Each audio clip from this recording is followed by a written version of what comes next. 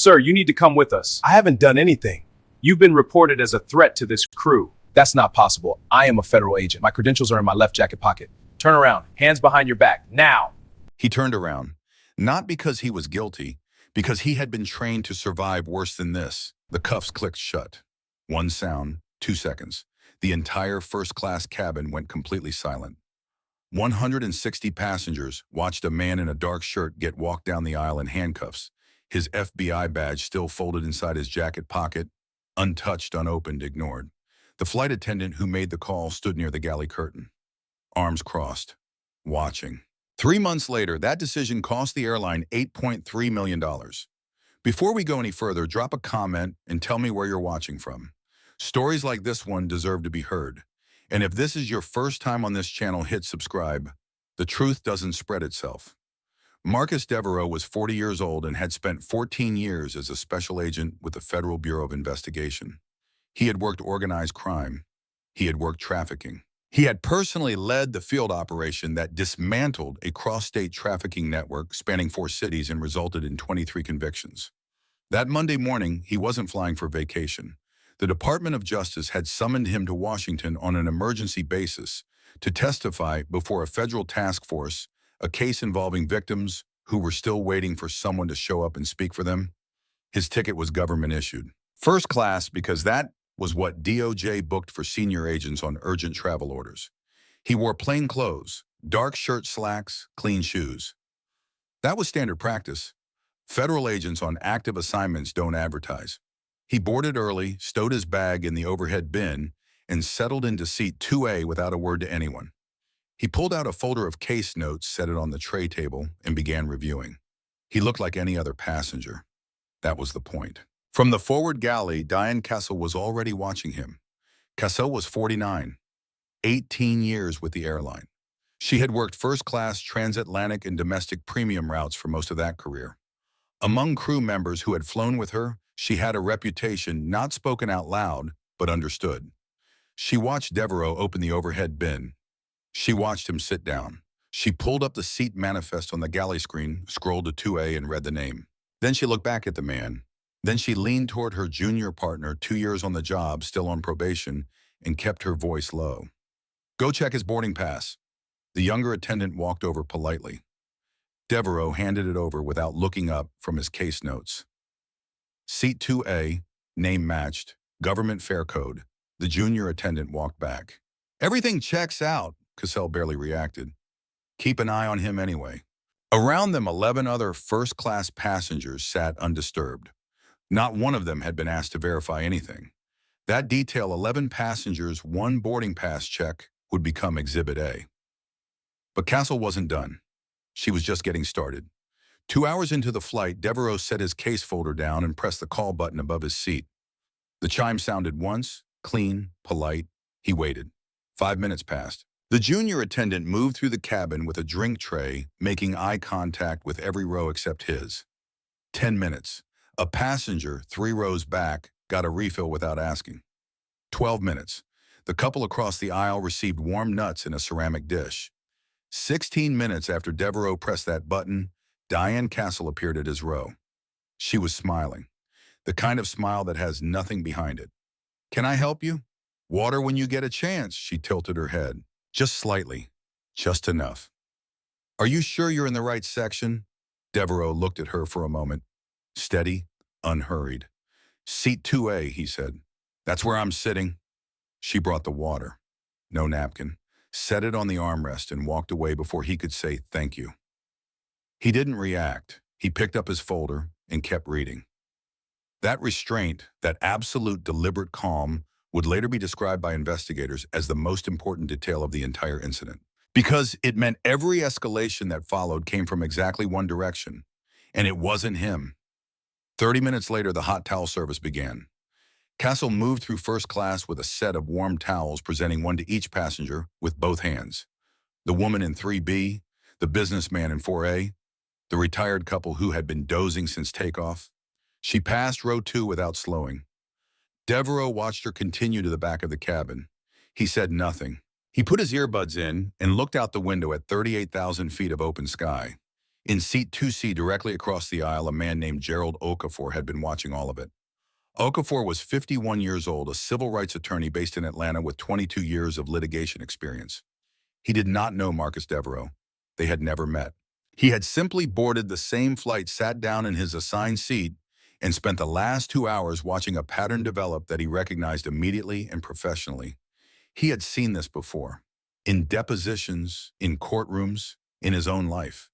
He hadn't said anything yet, but his phone was now face up on the armrest recording. 4 hours and 20 minutes into the flight, Devereaux unbuckled his seatbelt, stood, and walked to the forward lavatory. He used it, washed his hands, stepped back into the aisle. On the way back to his seat, he paused near the galley entrance.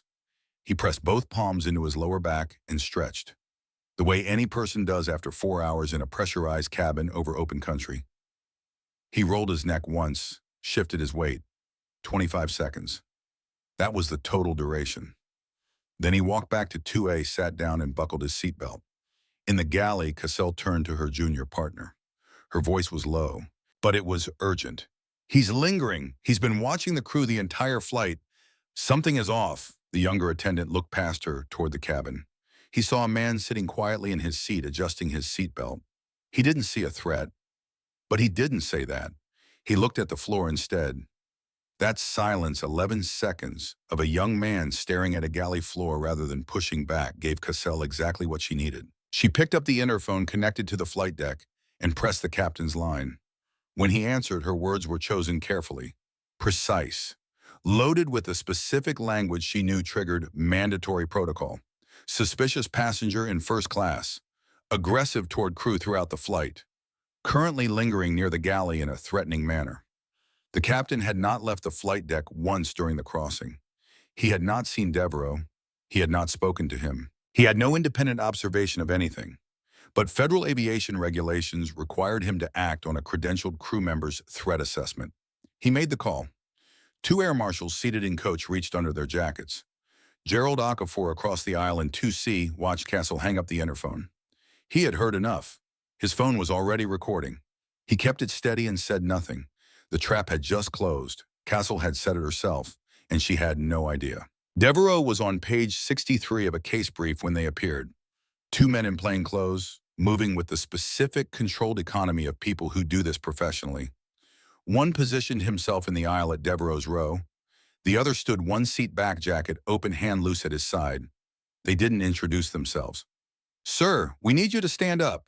Devereaux looked up from the brief. He closed it slowly, set it on the tray table, placed his pen beside it. Then he stood, hands visible, palms open, nothing sudden. "What is this about? You've been identified as a potential threat by a member of this crew. We need you to turn around and place your hands behind your back." "There's been a mistake." His voice was level, no edge, no panic. "I am a federal agent. My badge and credentials are in my left jacket pocket. My travel orders are in the bag in the overhead bin. You need to verify before—" "Sir, turn around." He turned around. Not because he believed it was right, because he understood with complete professional clarity that this was not the moment to resist. That resisting would erase everything that came after. That the most powerful thing he could do right now in this aisle in front of these people was comply. The cuffs clicked shut. The sound carried to every corner of the cabin. Nobody spoke. The woman in 3B had her hand over her mouth. The businessman in 4A sat completely still, a drink frozen halfway to his lips. A teenager in row 7 raised his phone. Gerald Okafor leaned forward. "He hasn't done anything." His voice was clear and deliberate, a courtroom voice. "I have been sitting 18 inches from this man for the past 4 hours. He has not raised his voice. He has not threatened anyone. He has not left his seat except to use the lavatory. I am an attorney, and I am telling you this man has done nothing." The marshal closest to Okafor didn't look at him for long. "Sir, please remain seated." Devereaux stood with his wrists cuffed behind his back and spoke one more time. "My badge is in my left jacket pocket. Left pocket. You can verify my identity in 30 seconds. I am asking you to look." The marshal reached toward the pocket for a half second, then stopped. "We'll sort it out on the ground, sir. Walk with us." They walked him down the aisle, 14 rows, The full length of the aircraft, past every face, every pair of eyes, every person who had boarded that morning, with nothing more complicated on their mind than getting from one city to another.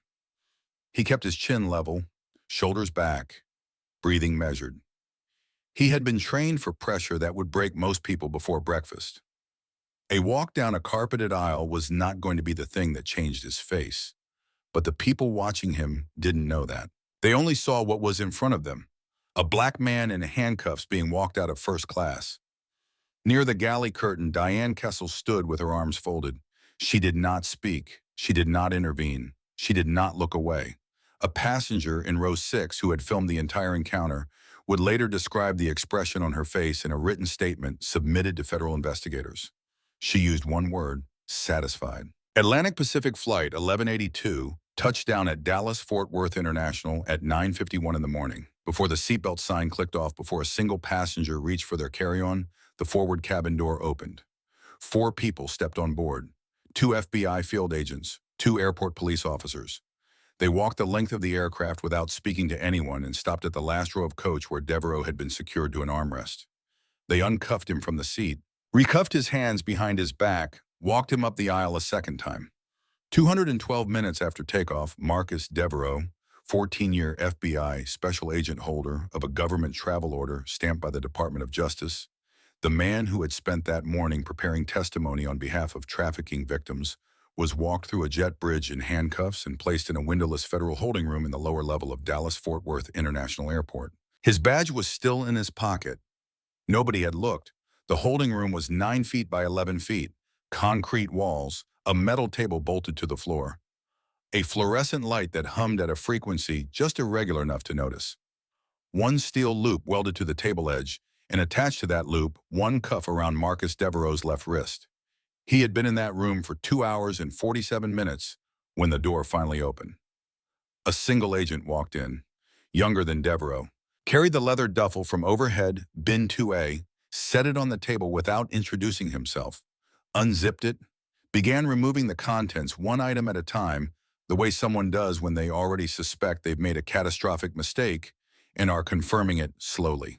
The badge first: FBI, Senior Special Agent, 14-year service identifier. Then the travel orders, Department of Justice letterhead, authorization code, destination Federal Task Force hearing Washington, D.C., purpose expert testimony, active trafficking investigation. Then the DOJ contact number printed clearly at the bottom of the page. The agent stared at the document for a long time. He looked at Devereaux. He looked back at the orders. He zipped the bag, carefully picked it up, and walked out of the room. He did not say a single word. 22 minutes passed. The door opened again. 2 different agents this time. The posture was different. The energy in the room shifted the moment they stepped through the door. One of them reached across the table and unlocked the cuff from Devereaux's wrist. Personally, deliberately. Senior Special Agent Devereaux, we owe you a significant apology, and we are going to get to the bottom of exactly what happened on that aircraft. Devereaux rubbed his wrist once, nodded. Then let's start, he said. Within the hour, 3 phone calls went out simultaneously from Dallas-Fort Worth federal offices. The first reached the Department of Justice. A formal complaint was logged before noon. By 2 in the afternoon, DOJ had issued a written demand to Atlantic Pacific Airlines corporate headquarters requiring full preservation of all flight data crew communications, in-cabin surveillance footage from Flight 1182, every second of it, untouched. The second call reached the FBI's Internal Affairs Division. A file was opened.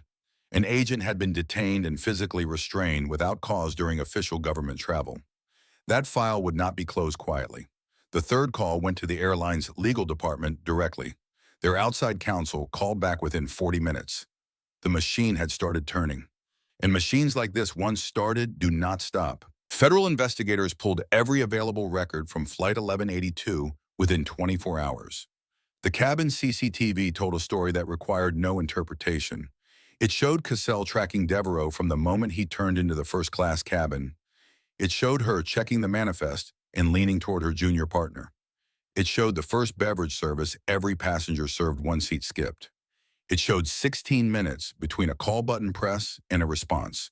It showed hot towels delivered to every row except one. It showed Devereaux standing near the galley for 25 seconds, stretching his back, then returning calmly to his seat. It showed Cassell on the interphone less than 40 seconds later, and it showed her after the cuffs went on standing near the galley curtain with her arms folded, watching. Then investigators pulled her personnel file. 9 complaints spanning 11 years, every single one filed by a passenger of color. A black attorney asked if his seat assignment was a system error. A Latino family told that they might be more comfortable in economy. A South Asian woman in business class who described being spoken to as though she had wandered somewhere she wasn't supposed to be. 9 complaints, reviewed internally. Everyone dismissed. The emails told the rest of the story. One supervisor responding to a formal complaint.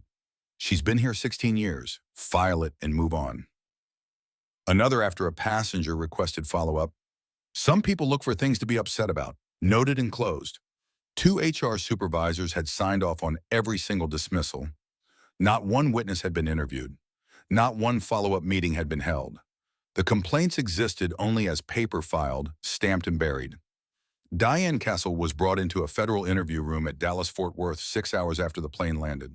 She walked in with her shoulders back, chin up, the posture of someone who had spent 18 years in charge of her environment and had never once been seriously challenged in it. She sat down across from the lead investigator, folded her hands on the table and waited. Describe the specific threatening behavior you observed from the passenger in seat 2A. She began speaking, scanning the cabin, nervous energy, aggressive posture near the galley, lingering in a threatening manner near the crew area. The investigator opened a laptop and turned the screen toward her.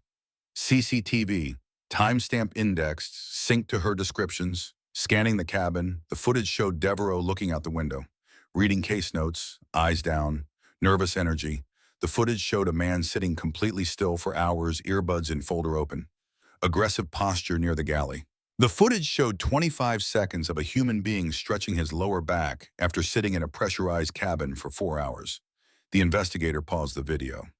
6 other passengers moved through the galley area during that flight. You didn't report any of them. Why? Castle didn't answer. Did you request a boarding pass verification from any other passenger in first class? Silence. Did you skip any other passenger during beverage service? Nothing. Did you bypass any other row during hot towel distribution? The room was very quiet. The investigator slid a printed still frame across the table. CCTV capture. The moment the cuffs went on Devereaux in seat 2A, and in the background near the galley curtain, a woman with her arms folded, smiling. Cassell stared at the image, her lips parted. No sound came out. The confidence that had carried her into that room, 18 years of it, accumulated and unquestioned, left her face in a single breath. He just didn't seem like he belonged up there, she said finally. Her voice was barely above a whisper. That's all? The investigator wrote that down, slowly, every word. 9 complaints dismissed in 16 years. And what she did to a federal agent flying on a Department of Justice mission, handcuffed, detained, walked through a terminal while his badge sat unopened in his pocket. You tell me, does the punishment that's coming fit what she did? Drop your answer in the comments. I want to know what you think. The terminations began within the week. Diane Kissel was fired from Atlantic Pacific Airlines for gross misconduct. The formal letter cited 4 violations: filing a knowingly false security threat report, racial discrimination in the exercise of crew duties, violation of federal aviation regulations governing threat assessment procedures, and conduct unbecoming of a senior crew member. Her flight credentials were revoked. Her access to airline systems was deactivated. 18 years ended not with a retirement dinner, but with a letter hand-delivered by corporate legal counsel in the presence of 2 witnesses. Her junior partner resigned 3 weeks later. 1 sentence, no explanation. The head of crew training was removed after the internal review confirmed that the airline's certification program contained no module, not one, addressing racial bias in security reporting or the legal consequences of filing false threat assessments against passengers. The 2 HR supervisors who had signed off on all 9 dismissed complaints were placed on administrative leave pending a full audit of their case handling. Neither returned to their positions. Then came the federal referral. The FBI forwarded Castle's case to the United States Attorney's Office. The referral cited potential charges under federal statute for knowingly filing a false security report on a commercial aircraft. Maximum exposure, 20 years. The woman who had walked into that interview room expecting to be thanked now had a federal case number with her name on it. Atlantic Pacific Airlines issued a public apology 72 hours after the story broke nationally. 4 paragraphs, carefully worded by outside counsel. The words racism and discrimination did not appear anywhere in the text. The public response was immediate and unanimous. It wasn't enough. The lawsuit was filed in federal court, and it named 3 defendants, Diane Castle individually, Atlantic Pacific Airlines, and its corporate parent. The complaint alleged racial discrimination, false imprisonment, defamation, intentional infliction of emotional distress, in violation of the Civil Rights Act. Attached to the filing multi-angle CCTV from the aircraft, the phone video from the passenger in row 6, written statements from Gerald Okafor and 3 other first-class witnesses, the air marshal's own reports confirming 0 aggression and full compliance, and the complete record of 9 prior complaints, all from passengers of color, all dismissed without meaningful action. The discovery process broke the case open entirely. Those internal emails, file it and move on, she's been here 16 years, were now exhibits in a federal proceeding. No jury in the country was going to forgive them. The airline settled $8.3 million, $4.9 million in compensatory damages, $3.4 million in punitive damages assessed against both the airline and Kessel individually. As part of the settlement terms, the airline was required to implement mandatory bias training for all cabin crew, establish an independent review board for discrimination complaints with authority to override internal HR, and upgrade cabin monitoring systems across the entire fleet. Structural change, not just a check. Marcus Devereaux did not give a single interview. He did not appear on television. He did not post on social media. He did not accept any of the invitations to sit under studio lights and retell the worst day of his civilian life for an audience. He returned to duty the following Monday, sat through his debrief, testified before the federal task force in Washington, the testimony that had been the entire purpose of the flight, and helped secure 3 additional indictments in the trafficking case. Then quietly, with no press announcement, he used a portion of the settlement to establish a legal assistance fund for federal employees of color who faced racial discrimination during official government travel. Attorney referrals, documentation support, direct financial assistance for those who couldn't afford to fight back on their own. He did not put his name on it. 6 months after Flight 1182, Devereaux boarded another transatlantic flight. Same airline, first class. He walked down the jet bridge, turned into the cabin, and lifted his duffel into the overhead bin. A flight attendant appeared at his row with a genuine smile. "Welcome aboard. Can I get you anything before we push back?" He shook his head once. "I'm good, thank you." He sat down, buckled his seatbelt, opened a book. Nobody asked to see his boarding pass. Nobody watched him from the galley. Nobody questioned whether he belonged in his own seat. Back at the airline's training center in Dallas, a new module had been added to the mandatory crew certification program. The opening slide showed a single image projected on a screen, a still frame from the CCTV of Flight 1182. A man being handcuffed in the seat 2A, and in the background, a flight attendant near the galley curtain arms, folded smiling. One line of text beneath it, plain black font. "This cost us $8.3 million. It should have cost us nothing." No names on the slide. They didn't need to be there. The careers were already gone. Marcus Devereaux let the record speak for itself. He didn't need a press conference. He didn't need a television appearance. The footage, the filing, and the outcome said everything. If this story made you angry, and it should, share it with someone who needs to see what happens when racism runs into a badge it didn't expect. Hit like, subscribe to this channel, and the next case we cover ends in a way that nobody saw coming.